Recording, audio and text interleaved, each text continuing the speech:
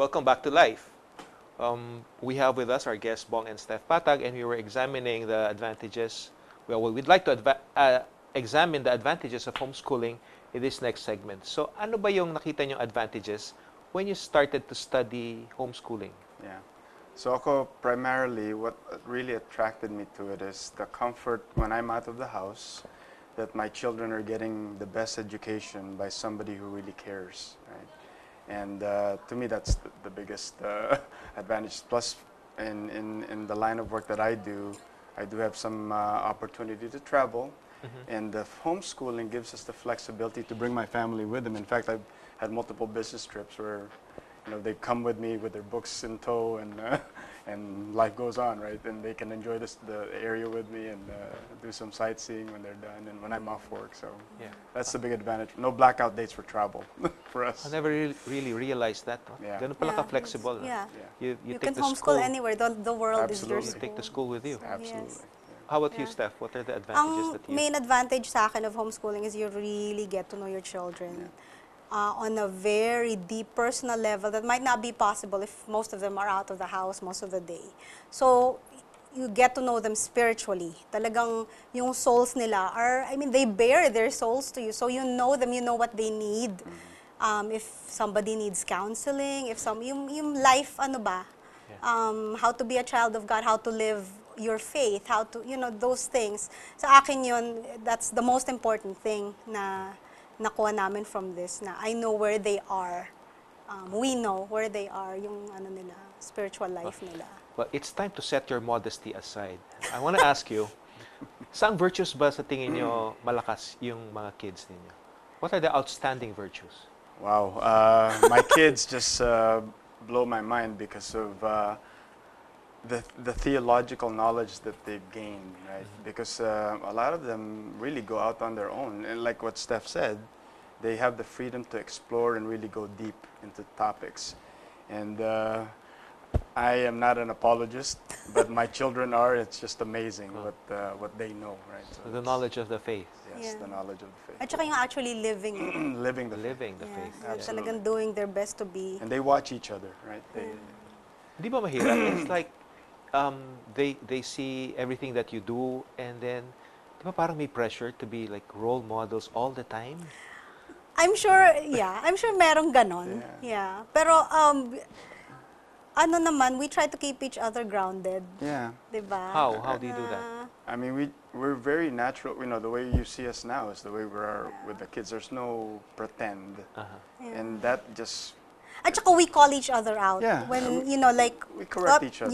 If somebody says something that's prideful. Yeah. And they can say that even to us, we're okay parents, with that. na parang, that's a little off. Your thinking is off on this subject matter. Very It's open communication. Yes, I think it's the really biggest the thing. communication that we Like dinner time is Yeah. really the time where we sit hash down out together. issues, mga Yeah. personal issues, love life, mga ganyan, kasama Love life. lahat, yeah. And you've got Crush young years and nila. older years. Yes. They give. It's So you funny, also right? have to balance. They Kasi balance. sometimes the little one, nobody's listening to me. Ganyan. Parang, so andun yung, okay, let's listen to the little one. Do you have a now, rule ganyan. for something like that, for the correction that you do? I mean, di ba sabi mo, they correct each other. Yeah. So, is there a rule that you observe? Siguro ang main rule yung, when mom and dad are there, Yeah, we do the. kami yung we head. do the correction. You Okay. don't, pero if needed, we actually ask them to Sure. help us with this issue, yung older kids. Uh-huh. The younger one is dealing with this. Is there something, maybe you can have a one-on-one time with yung ganon. Sige, So teamwork.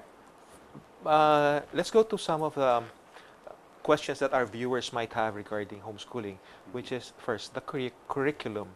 Is it the same as the regular school? It can be if you want, kasi sobrang dami na ng curriculum providers. I mean, you really have a pick of if you want to go secular, if you want to go Catholic, if you want to go like really Catholic, maraming choices na gano'n. And you can also pick and choose. So like science can be very secular, iba-iba. There are different providers in the United States. Kami, we chose to design our own kasi medyo may pagka-control freak ako.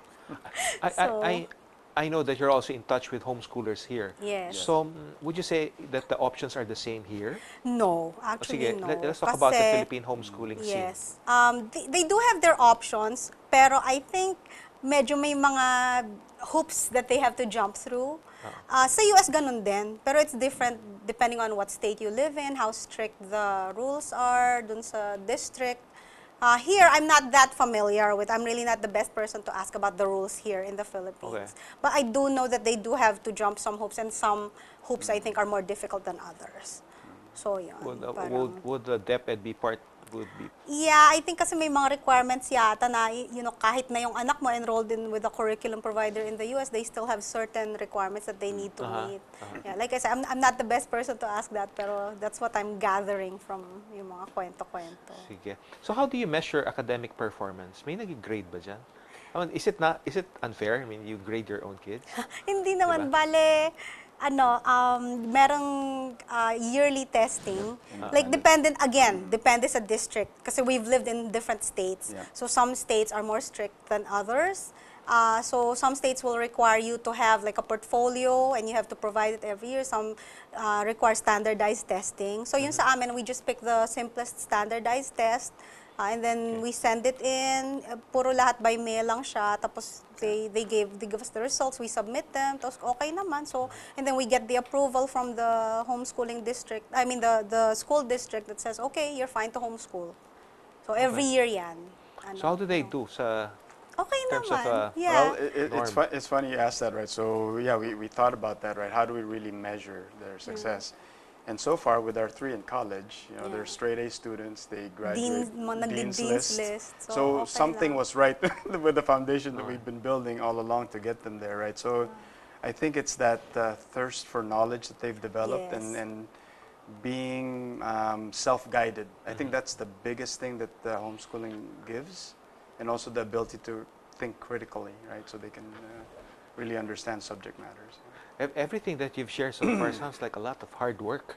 So were there times that you considered raising your hands in surrender and ayoko na, balik na natin sa regular school to mga to? No, I think No. we've always, kami ni Stef naman in our marriage, once we make a decision, Yeah, of course we it's an really- informed decision, right?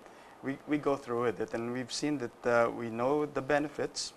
We know there's going to be some obstacles coming along the way, but the benefits Yeah. far outweigh. Yes.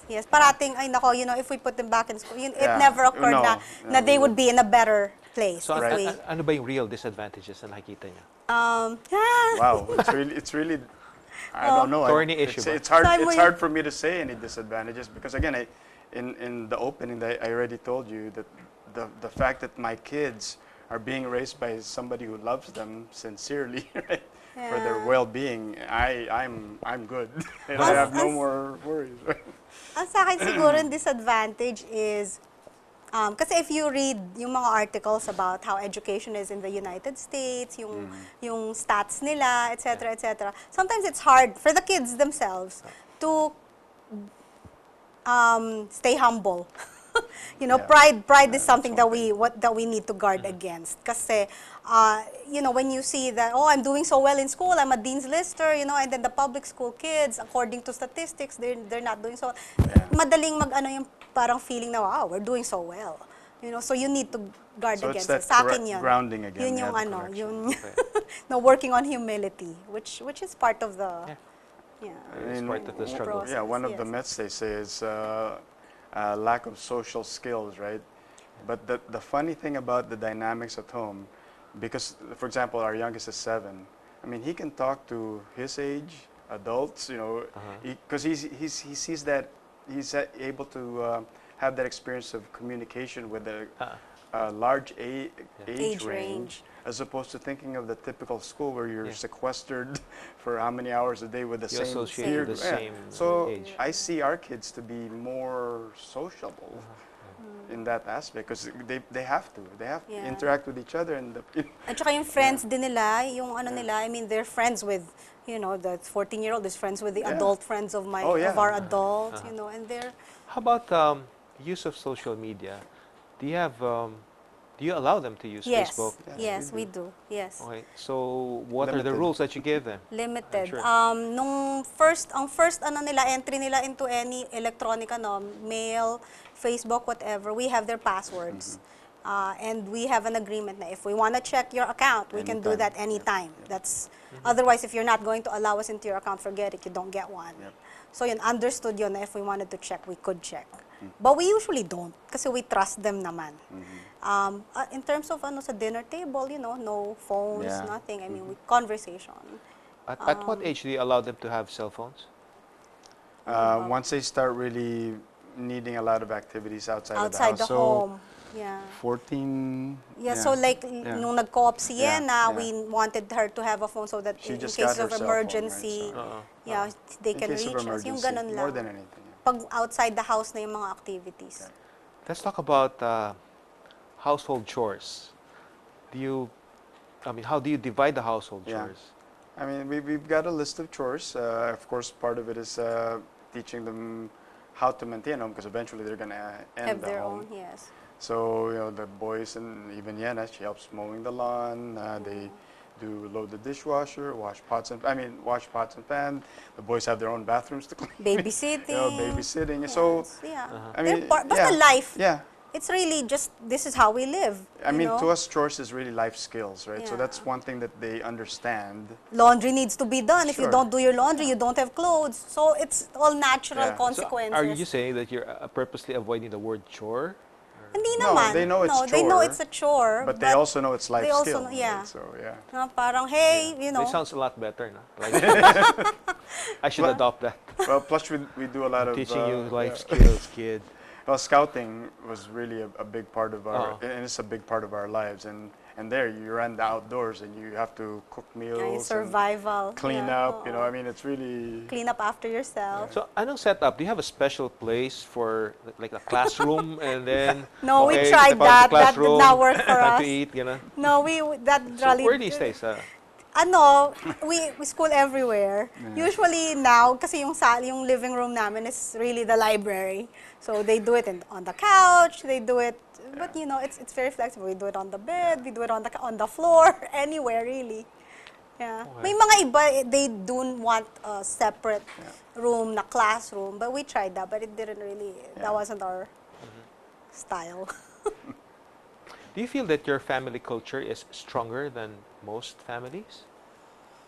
Yeah, I guess without being prideful, I believe yes, because again, with the choices that we've made in being very closely in tune with our kids, and them really having that comfort and they can openly communicate with us, I think our bonds are significantly stronger. Yeah, but how do you draw the line between, kasi you're with the kids, I mean, Steph, you're with your kids like almost 24/7. And then there's a tendency for some parents to do like helicopter parenting. Ah, Yeah, And okay. which is Yes. the case, Yeah. kasi Of you're course. always around your kid. So Sure. how do you guard against that? Well, we Wanna don't do answer? that. I mean, we definitely counsel with them, especially if they ask. And most of the yeah. times they come to us to ask. We're not there hovering over them. Hey, what are you doing here and there? That's not really our style. It's never been. So the dynamics is again the open communication. They know. They can approach explicitly- us for Yeah, anything. unconditional love, right? They know they can approach us for anything. So that's the way we've really nurtured the kids. Yeah. We have to pause for a reminder. When we return, we will tackle the common misconceptions about homeschooling. Stay with us.